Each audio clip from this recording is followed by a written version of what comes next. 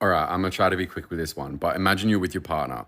You guys are like kissing, touching, having this awesome connection and, doing all these things together and it feels so great, right? But his whole family is actually in the same house. So you move down onto the carpet off the bed so the bed doesn't squeak, so everybody doesn't hear you having.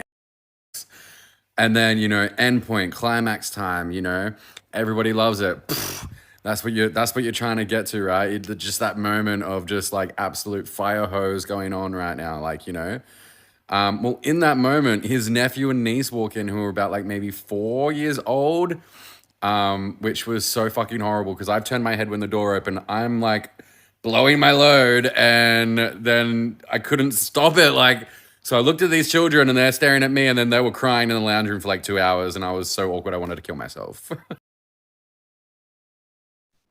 So this was about 20 years ago, a few weeks after my now husband and I had started dating.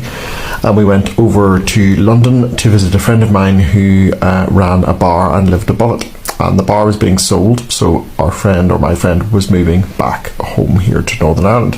So we went over to help him pack up and to use his baggage allowance and so on to bring his stuff all home on EasyJet. So we were staying in one of the rooms, and one morning we were doing the deed, and turned around and three men walked in. Basically, they were looking around the pub and assessing the rooms and so on, and literally but one person walked in and then the other two sort of walked in behind, and they all kind of like had a big rush to get back out the door. And yes, they saw everything. So we were playing video games in his father's den one weekend, and this is what we normally would do, and it just turned bad. In the midst of frickle fracking, the door into the den opened up, and I remember him specifically saying prior to all this, like, "Hey, Bear, we shouldn't be doing this." And I said, "Well, your father or anybody never comes in this door, even though we've been dating for about a year now."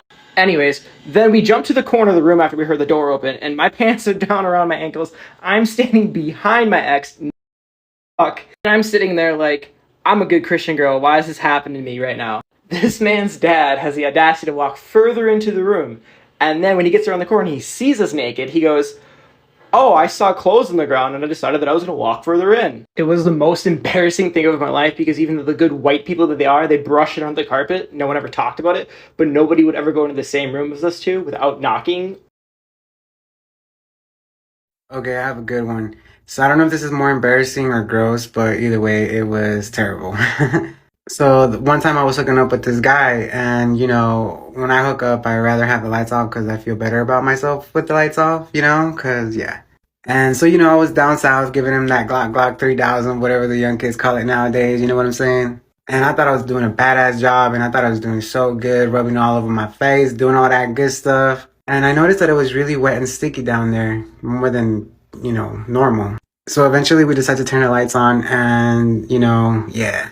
In the heat of the moment, I started getting a nosebleed, and I didn't realize it until like 10 minutes later.